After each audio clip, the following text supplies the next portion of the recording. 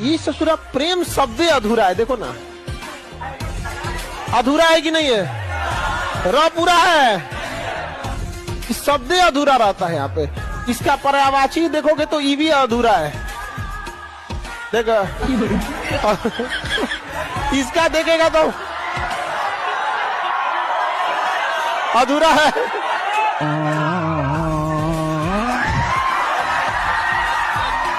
ये शब्द ही अधूरा है, तो जब शब्द ही अधूरा रहेगा तो फिर वो कहां से आप पूरा कर पाएंगे आप।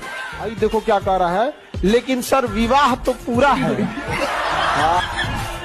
शादी भी पूरा है। विवाह की जगह शब्द ज्यादा रहता, विश्वास होना चाहिए, तो अधूरा है जो हो। दो चीज गया, ये भी अधूरा है। अगर अधूरी जिम्मेदारी और अधूरा विश्वास रहेगा तो कभी नहीं टिकने वाला है।